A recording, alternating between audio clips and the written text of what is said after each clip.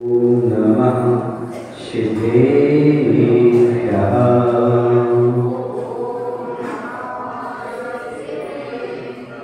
ओम नमः शिवेभ्यः। जय श्री ओम नमः शिवेभ्यः। नमः श्रीवर्धमानाय निर्धूतकलिलात्मने सालोकानां त्रिलोकानां यदि विद्यादर्पणायते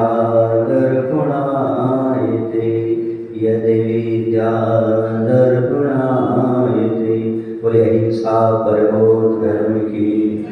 देवालय श्री महावीर भगवान जी की। आचार्य कुंद महाराज जी की। आचार्य गुरुदेव श्री विद्यासागर जी महाराज जी की।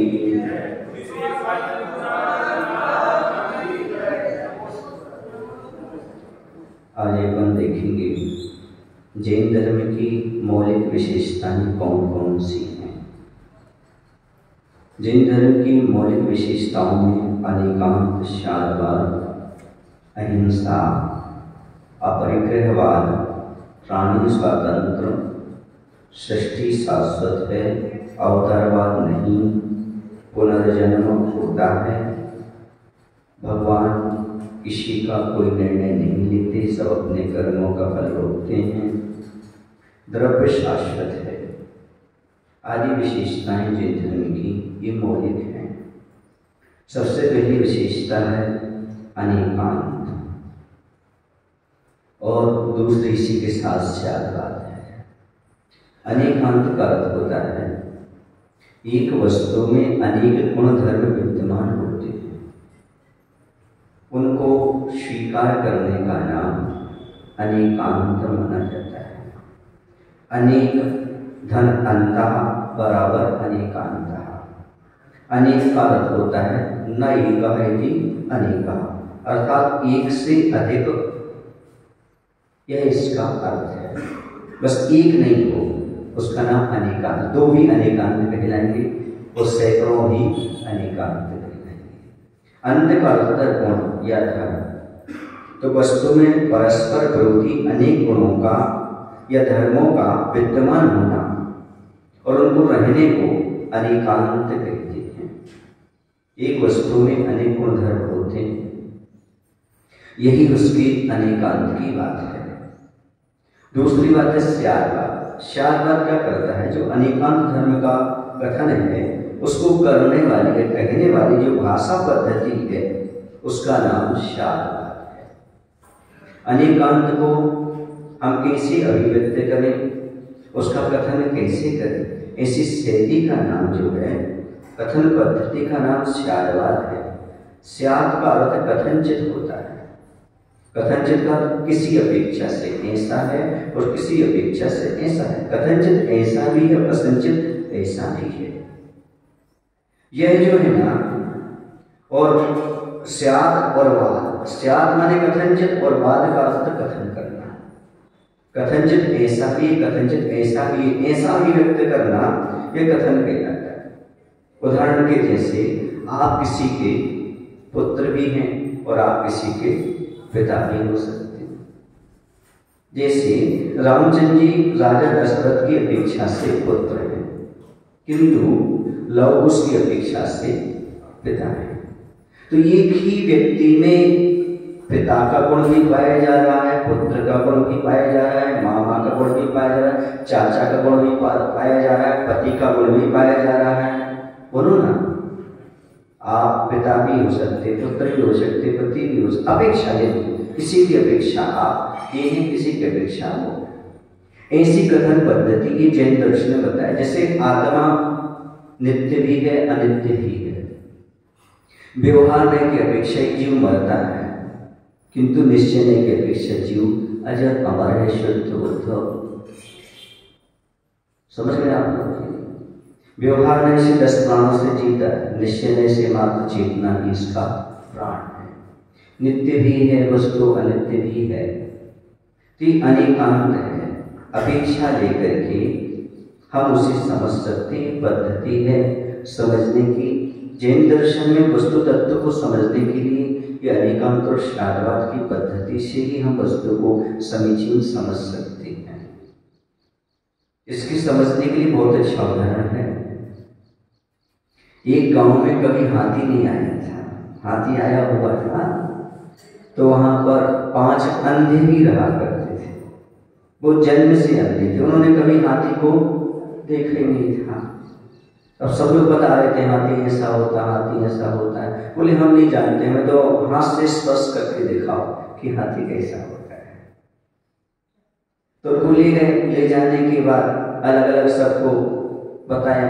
एक व्यक्ति को बताया, उसने एक ने सूंड पकड़ ली।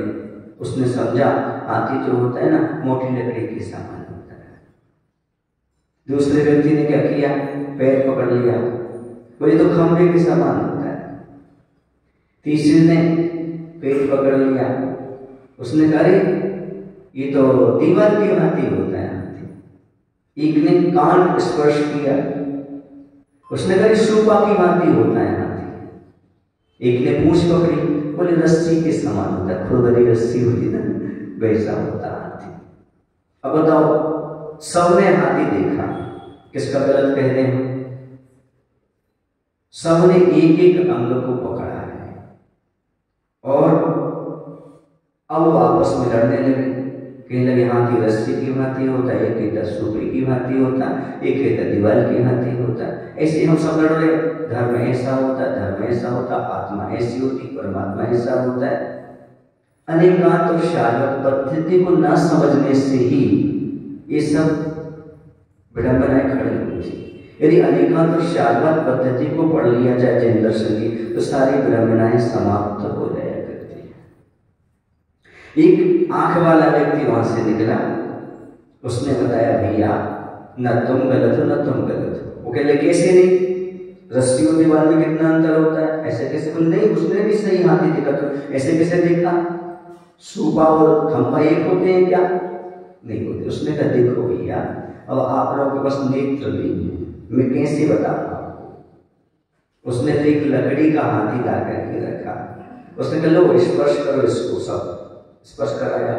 अरे अब समझ में आया, जिसने सूंड पकड़ी उसने क्या कह दिया, लकड़ी के समान। जिसने पेट को स्पर्श किया उसने कहा दीवार के समान। अब समझ में आया इच्छाओं मिलकर के हाथी बनते हैं, वैसे सारे गुणधर्म एक वस्तु विद्यमान रहते हैं कि अनेकांत से सिद्ध होता है। ऐसा कोई आंख वाला हो तो समझाए। केवल ज्ञानी भगवान ने, जो आंख वाले हैं, केवल ज्ञान के पास नेत्र है, उन्होंने समझाया ये वस्तु का सर्वांगीण ज्ञान ऐसा होता है। एक अंग को पकड़ करके रह जाओगे, नहीं ऐसा ही है जैसे वो अंधे आपस में रहे, नहीं हाथी तो दीवार जैसा ही होता है, मैंने कोई स्पर्श किया। वो कहता नहीं खंभे जैसा होता, मैंने कोई स्पर्श किया।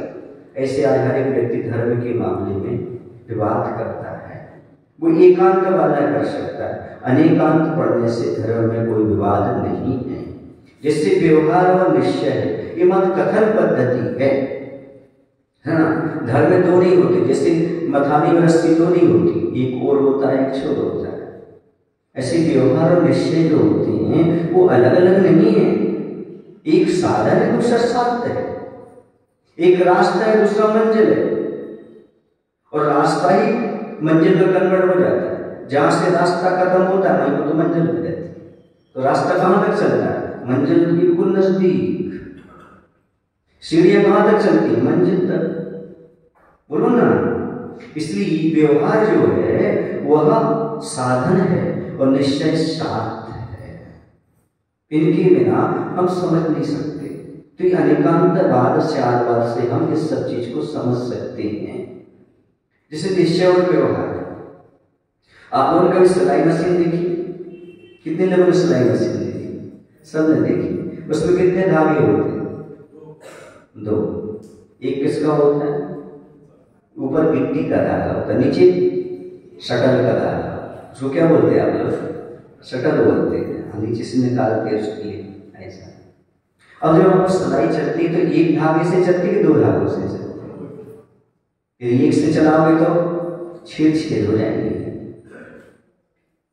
पर कभी सदाई नहीं हो पाएगी।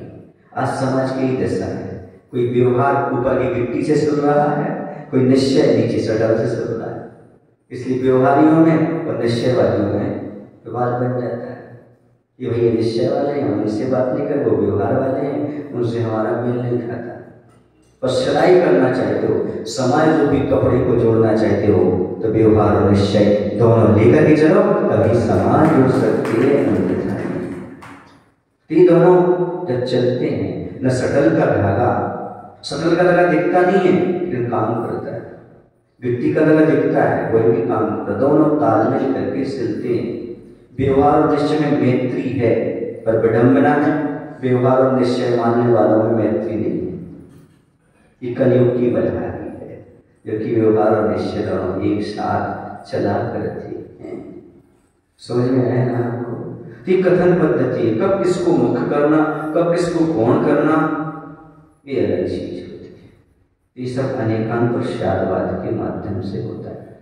कुछ ऐसे भी हुए दार्शनिक जिन्होंने जैन दर्शन के शादवाद शब्द को नहीं समझ पाया, उन्होंने उसको शायदवाद कर दिया। क्या अर्थ निकाला उन्होंने? शायदवाद, शायद ऐसा भी है, शायद ऐसा भी, जो शंका हो गई। शायद का कथनचित होता है, शायद नहीं होता। इस अर्थ को भी समझें, शायद का शायदवाद नहीं है, ये शायदवाद है। शायद माने कथनचित, शायद नहीं, शायद तो गड़बड़ी हो गया पूरा। तो शायद ऐसा भी है, शायद अर्थात कथनचित आप पिता हो पुत्र की अपेक्षा से, कथनचित आप पुत्र हो अपने पिता की अपेक्षा से। समझ में आए? ये पद्धति भी हमें समझ में आ जाएगी तो सारी विडंबनाएं समाप्त हो जाएंगी। यही अनेकांत और शादवाद है। लड़े झगड़े ना, एक एक अंग को पकड़ करके धर्म के साथ खींचातानी ना करें, बल्कि धर्म के मर्म को समझने का प्रयास करें। आज जैसे कहते ऐसा ही है ऐसा मत कहो, ऐसा भी है ऐसा कहो। यह ऐसा भी है ऐसा भी है। आत्मा नित्य भी है और आत्मा अनित्य भी है। व्यवहार में से अनित्य है और निश्चय में से नित्य है। व्यवहार में से कर्म से बंधी हुई आत्मा है और निश्चय में से शुद्ध स्वरूप आत्मा है। ऐसा समझने का प्रयास करो तो सारे के सारे झगड़े अपने आप समाप्त हो जाएंगे। समझ गए ना? नहीं ऐसा ही है, नहीं ऐसा भी और ऐसा भी।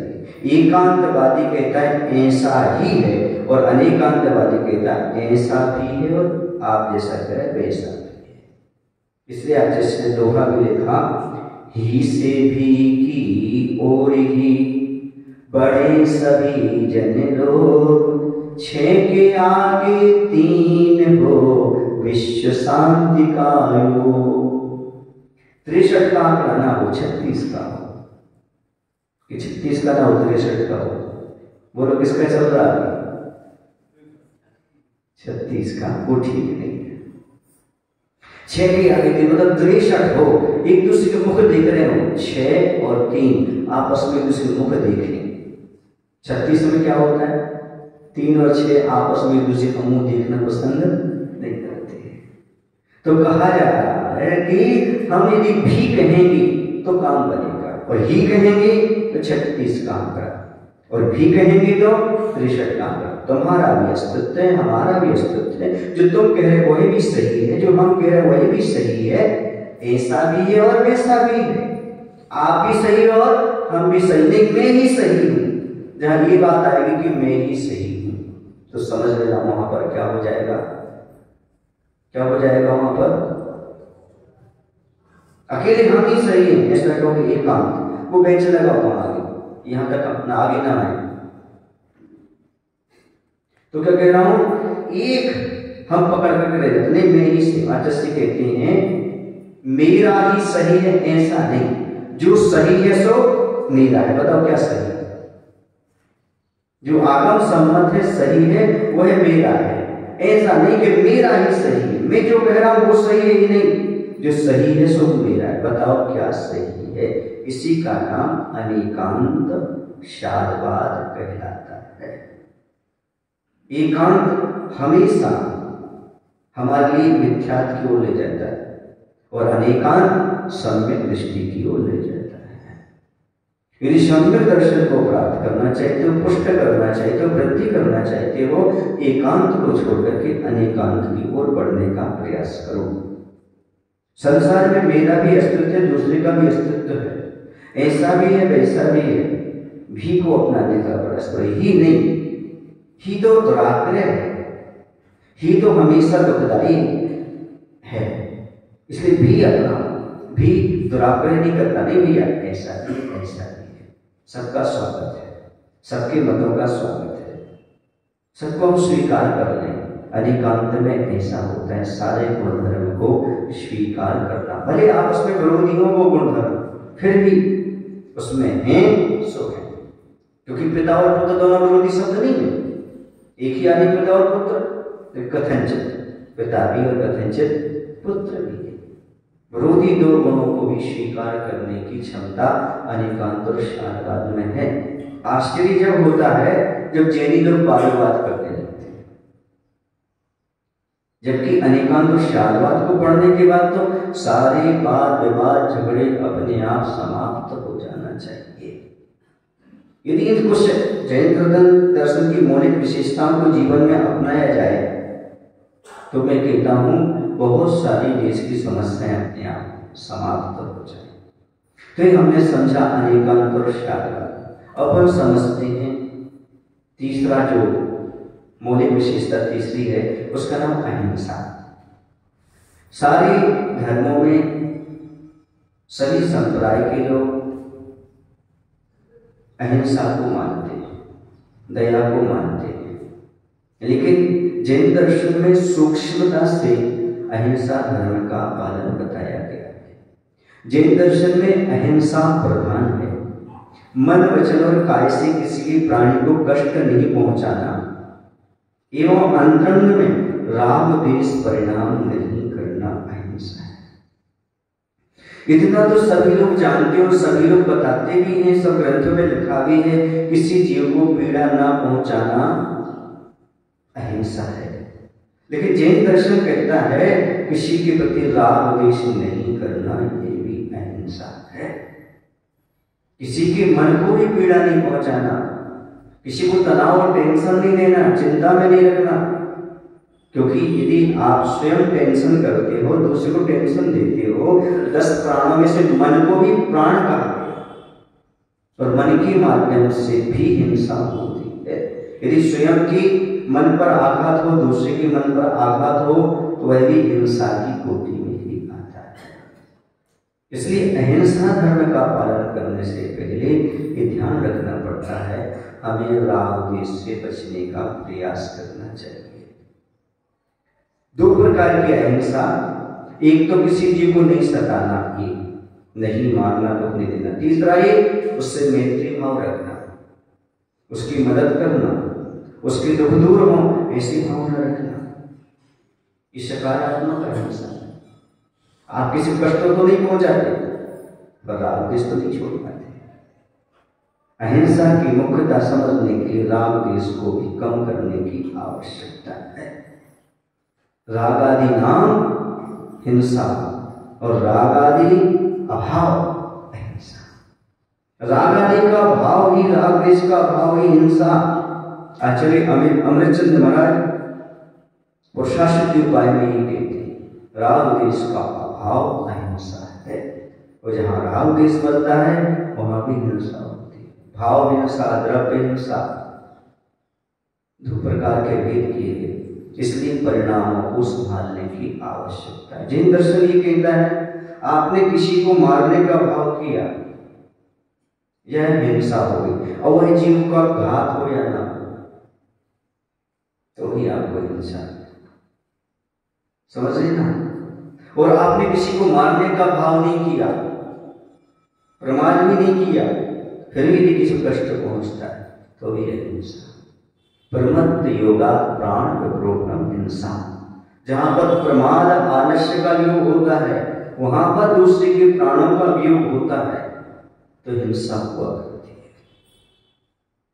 मुनि महाराज 4 हाथ जमीन देख करके चल रहे हैं, फिर भी यदि कोई सूक्ष्म जीव आ जाता है तो उन्हें कर्म का बंध नहीं कहा, लोग पाटा खिसका रहे हैं, गाड़ी में चल रहे हैं, जीव नहीं मरा, तो भी आपके लिए हिंसा का दोष लगेगा, क्योंकि वहां पर प्रमाद का योग है। हिंसा अहिंसा का समीकरण बहुत अच्छा दिया गया है और शास्त्रीय उपाय ग्रंथ में।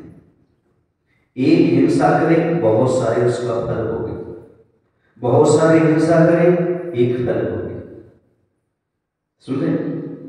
जैसे कि दूल्हा है, जितना बराती पाप करेंगे दूल्हा के मध्य आएगा।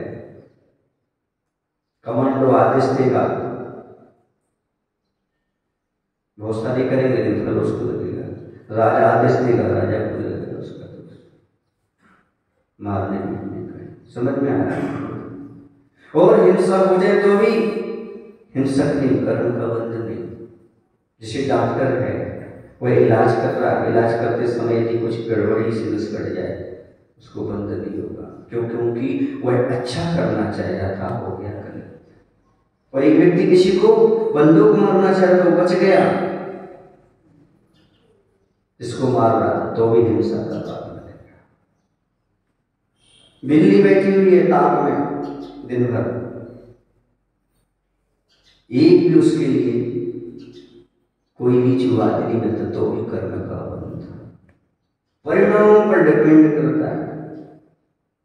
आचार्य कहते हैं कि स्वयंभू रमण समुद्र में दो प्रकार के मत्स्य पाए जाते हैं, एक महामत्स्य राघव मत्स्य, दूसरा उसी के कान का मल खाने वाला तंतुल मत्स्य। दोनों के पास वज्रवसन नारा सहनन हुआ करता है, क्योंकि सप्तम नरक बिना वज्रवसन नारा सहन के नहीं जा सकते। वह जो महामत्स्य होता है उसका मुंह खुला रहता है, सुने आप?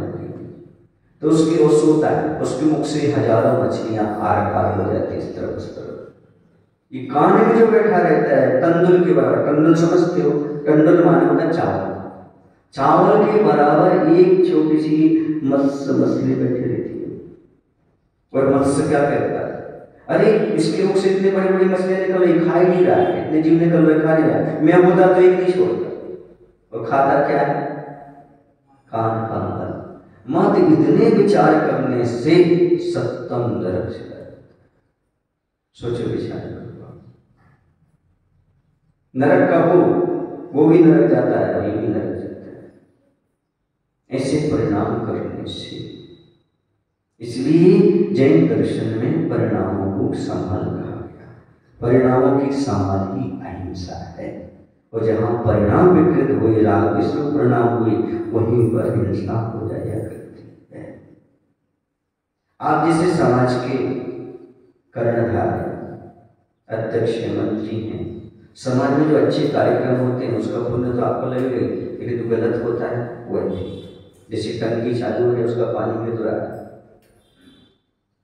किसको दोष लगेगा? मुखिया को।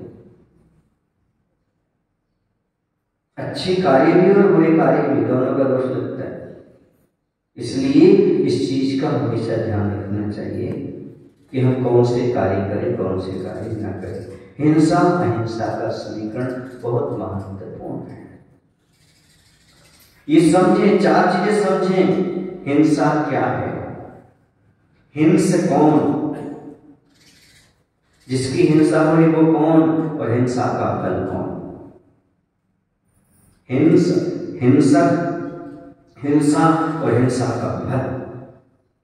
हिंसा का फल क्या है? दुर्गति, वर्तमान में अपमान, पीड़न, जेल और अंत में मरण करके दुर्गति।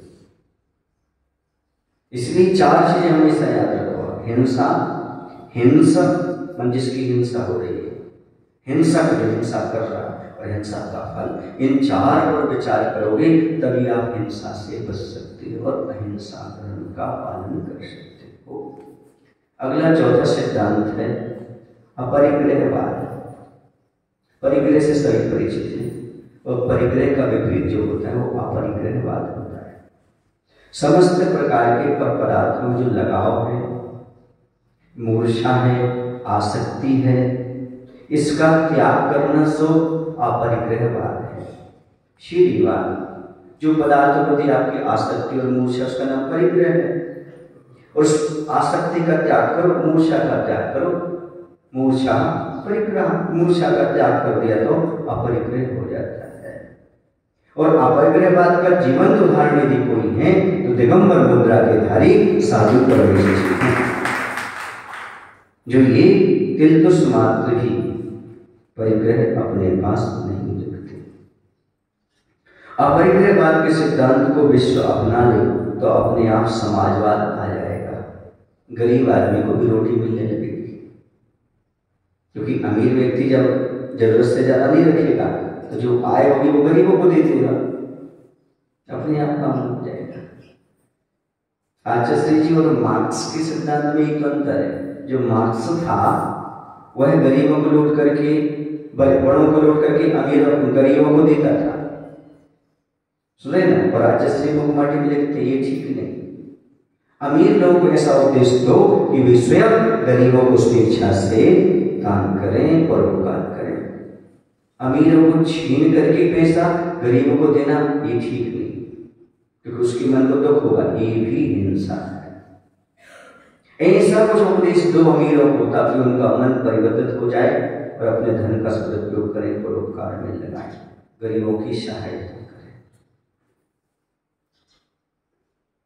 तो अपरिग्रह का अर्थ है पर वस्तुओं में ममत्व का त्याग करना। आज यदि व्यक्ति ऐसा करने लगे तो बड़ा ही आनंद आता है। पर क्या करें, सही बताएं आपको, ये जैनियों के यहाँ मौलिक सिद्धांत है।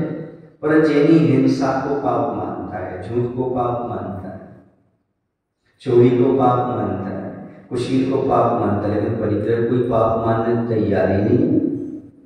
सुबह से निकल जाता है कमाने के लिए। धन को कोई पाप मानता है क्या? यदि कोई आपसे कसाई कह दे बुरा लगता है, आपसे पापी कह दे बुरा लगता है, जबकि आपके जेब में पैसे हैं। पैसा क्या है? उससे जो आसक्ति, उसी का नाम परिग्रह है, और परिग्रह पाप है। और किसी पैसे वाले को पापी कह दो, अभी उखड़ जाएगा वो, क्योंकि आदमी ने परिग्रह को पाप के रूप में स्वीकार किया ही नहीं। हिंसा से बचने का आप प्रयास करते हो, झूठ से बचने का प्रयास करते हो, चोरी से बचने का प्रयास करते हो, करते ही नहीं हो, लेकिन परिग्रह तो दिन रात बढ़ाते चले जाते हो। और कुछ लोग तो ऐसे हैं जो अंतिम पाप, पांचवा पाप परिग्रह धन है ना, उसकी दीपावली को पूजा भी करते कि नहीं करते? बहुत सारे लोग हैं, लक्ष्मी सदा सहाय करे। इस प्रकार के बात है कि परिग्रह के लिए सबको प्रेम है। परिग्रह, कोई परिग्रह छोड़ना नहीं चाहिए, जबकि ये पाप है। तो जैन दर्शन का मुख्य अपरिग्रह बात समझ रहे आप लोग के लिए। जबकि सबसे ज्यादा परिग्रह किनके पास मिलेगा? जैनियों के पास बहुत सारा परिग्रह मिलता है। लेकिन आचार्य कहते मात्र बाहर की वस्तु परिग्रह नहीं है, उसमें जो लगाव, आसक्ति, वो परिग्रह है। यदि आप समय समय वितरण करते हैं, दान करते हैं, तो आप अपरिग्रहवाद के सिद्धांत को जीवन में अपनाते हैं। आपको अवसर मिल रहा है, आपके नगर विधान आदि का जो अनुष्ठान होगा, है ना, वह किसका प्रतीक है? इसी का प्रतीक है। अपने परिग्रह को कम करो, परिग्रह को निकालो, दान करो। अपरिग्रहवाद सुन रहे आप लोग? नहीं सुन रहे? जितना है उसको निकालो, आसक्ति कम होती है। दान देने से अपरिग्रहवाद का विस्तार होता है और परिग्रह कम होता है, लोभ लालच भी कम होता है। तो ये सारे धार्मिक अनुष्ठान पाप को कम करने के लिए तो है ही। दान आदि जो होता है किसके लिए होता है? परिग्रह रूपी पाप हमारा कम हो, लोभ रूपी कसाई कम हो, इसके लिए सारी दान पुण्य आदि क्रियाएं रखी हुई हैं। अगला है 5वें नंबर का सिद्धांत है, वह है प्राणी स्वातंत्र। संसार का प्रत्येक प्राणी स्वतंत्र है। समझ रहे ना? हमारी एक स्वतंत्र सत्ता है। प्रत्येक जीव में परमात्मा बनने की शक्ति विद्यमान है। जैसे हमारे देश का संविधान है, प्रत्येक नागरिक राष्ट्रपति प्रधानमंत्री बन सकता है, उसी प्रकार प्रत्येक आत्मा परमात्मा बन सकती है, किंतु परमात्मा बनने के लिए कर्मों का क्षय करना होगा। और बिना दिगंबर मुनि बने कर्मों का क्षय कभी हो नहीं सकता। मुनि मुद्रा को धारण किए बिना कभी भी कर्मों का क्षय नहीं, और कर्मों का क्षय नहीं तो शुद्ध परमात्मा बन नहीं सकते। अनंत और शुद्ध परमात्मा बनना है तो कर्मों के क्षय करना बहुत आवश्यक है। सिद्धांत है प्राणी स्वातंत्र, निबोधिया जीव में भी परमात्मा बनने की क्षमता विद्यमान है। वनस्पति काय जो जीव हैं, जल काय जो जीव, इनमें भी परमात्मा बनने की क्षमता है। क्षमता के अनुसार ना तो कोई जीव छोटा है और ना कोई बड़ा है। ये मतलब है किसने कितना अभिव्यक्त कर लिया, अपनी क्षमता को कितना विकसित कर लिया, ये अलग चीज है, लेकिन प्रत्येक जीव के पास परमात्मा बनने की क्षमता विद्यमान है। ये स्वतंत्रता है। ऐसा नहीं है कि जैनी को परमात्मा बनने की क्षमता है, उच्च कोटि के पास परमात्मा बनने की क्षमता है, ऐसी बात नहीं है। संसार में जो भी प्राणी है, प्रत्येक एक इंद्रिय से लेकर के जो दिखाई नहीं दे रहे आपको, वो जीव भी, उन सब में परमात्मा बनने की क्षमता विद्यमान है। ये जैन दर्शन की कुछ लोग कहते उदारता है। उदारता भी तो सिद्धांत ही है, और जैन दर्शन की उदारता कह लो, विशालता कह लो। और जैन तो पहले बता दिए हैं कि जैन जो होता है ना, वह जाति से नहीं होता। जैन किससे कहते बता दिया, जयती जिना, अपनी इंद्रियों को, कसाओं को, कर्मों को जीतने वाले जिन कहलाते हैं। और जिनस उपासना जैना, और जो इनकी उपासना करने वाले होते हैं, जिन्हें भगवान को क्या होते हैं, जैनी होते हैं। जिन्हें भगवान की उपासना करें वो जैनी है। इससे कोई जाति आदि से लेना देना नहीं है। इसी प्रकार से यहाँ पर कोई जाति, कोई भेद, इससे कोई मतलब नहीं। प्रत्येक प्राणी में परमात्मा बनने की क्षमता विद्यमान है। आप अपने आप को कमजोर न समझें, आपके पास जो शक्ति है उस शक्ति को उद्घाटित करने का प्रयास करें।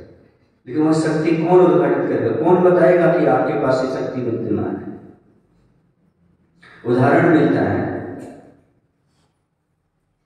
कि ऐसा हुआ कि जंगल में शेरनी ने बच्चे दिए, और छोटा सा बच्चा शेरनी का खेलता खेलता खेलता सियारों की टोली में चला गया, उन्हीं के पास रह गया। अब सियारों के पास रहने लगा, वह भूल ही गया कि मैं शेर हूं। मेरे पास इतनी क्षमता है कि मैं पूरे जंगल का राजा बन सकता हूं, और सियार तो वैसे डर के भागे, लेकिन उन्हीं के बीच में रहने लगा। और क्या हुआ कि धीरे धीरे वो बड़ा भी हुआ। जब बड़ा हुआ, एक दिन शेर वहां से गुजर रहा था, तो सारे सियार भागे शेर को देखकर, तो वही भागा शेर। उसे आश्चर्य लगा, शेर का बच्चा होकर के क्या कर रहा है, भाग रहा है, डर रहा। ऐ रुक जाओ रुक जाओ, तुम तो हमारी संतान हो, कहां भागे जा रहे हो? मैं तुम्हारी संतान, मैं तो सियारों के बीच में रहता हूं, मैं तो सियार ही हूं। नहीं नहीं, तुम तो होशियार हो, सियार नहीं, तुम वीर की संतान हो। मैं वीर की संतान कैसे? चलो तुम्हें दिखाता हूं। मैं तुम्हारा चेहरा मेरे जैसा है, तुम्हारी क्षमता मेरे जैसे, कैसे? बोले चलो। वह ले गया कुएं के पास, बोले उस कुएं में झांको। कुएं में झांक कर देखा, परछाई पड़ी। हाँ, मैं तो कौन हूं? शेर का बच्चा हूं। और उसने दहाड़ मारी, सारे सियार भाग गए। उसे लगा, विश्वास हो गया मैं कौन हूं। उस दिन से वह शेर बन करके जीने लगा। आपसे भी कहना चाहता हूं, आप भी वीर की संतान है। कहां कायर हो, जागो और देखो तो वीर की संतान है। वीर बनकर के कहां तुम कर्मों के साथ खेल रहे हो, कर्म का बंध कर रहे हो। एक दहाड़ मारो, कर्म की दशा करो, तुम भी राजा बन सकते हो, तुम भी परमात्मा बन सकते हो। कहा तुम संसार में दुखी हो रहे हो, भटक रहे हो, डर रहे हो, कर्मों से प्रेरित हो, कर्मों से दुखी हो रहे हो। तुम्हारे पास में क्षमता विद्यमान है तो कर्मों को नष्ट कर सकते हो और सिद्ध परमात्मा बन सकते हो, पर तुम्हारी आदत बचपन से हुई है, बचपन से वही कर्म बंध में फंसे हुए, वही राग देश में फंसे हुए, वही मोह में फंसे हुए, इसलिए आप भूल गए कायर होने की। वीर की संतान होकर के भी आप कायरता का छोला ओढ़ करके बैठे। कहते हैं जिन चेहरों का कायरता श्रृंगार करती है उन चेहरों पर मक्खी बैठने को इनकार करती है।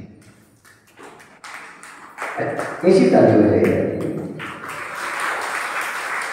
ये किसके ऊपर बजाई तालियां? किस पर बजाइए तो बताओ। जो औरों पर बजाता है वो नादान होता है, जो अपने ऊपर बजाने वो समझदार होता है। आप समझदार तो हो तब तो अपने ऊपर ताली बजा रहे। जिन चेहरों का कायरता श्रृंगार करती है उस पर मक्खी भी बैठने को इनकार करती है। अर्थात कायरता को छोड़ो कहने का तात्पर्य है कब तक कायरता को गले लगाए रहोगे। कायर किसे कहते हैं? काय आज से परिभाषा खोली है, कायरता मुखमाटी में काय धन रता बराबर कायरता। जो काया में रत है, काया से ममत्व भाव बनाए है, वह कौन है? कायर है। जो वस्त्र छोड़ करके शीत उष्ण आदि परिचय को सहन करते हैं, ऐसे मुनि महाराज वीर हैं, वो कभी कायर नहीं हो सकते।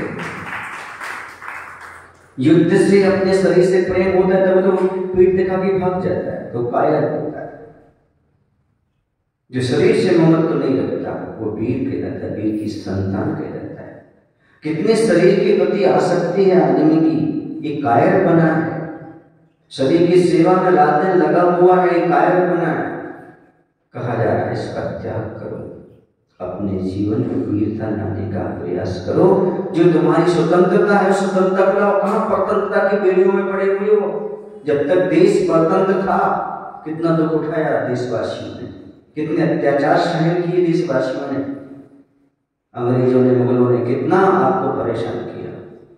और जैसे स्वतंत्र हो गए और स्वतंत्रता से जी रहे, आनंद का अनुभव करोगे। ऐसे कर्म रूपी ये अंग्रेज तुमको परेशान करते हैं, कर्म रूपी ये आकाताई आपको गुलाम बनाए हैं।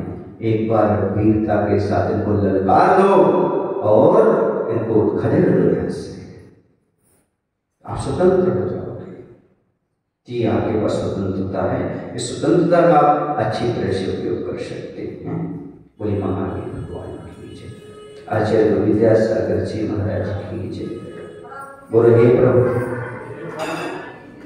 हे प्रभु, हम सभी को इतनी शक्ति इतनी बुद्धि देने की कृपा करो ताकि हम जैन दर्शन के मौलिक सिद्धांतों को अपने जीवन में आत्मसात कर सकें। नमो शिवाय।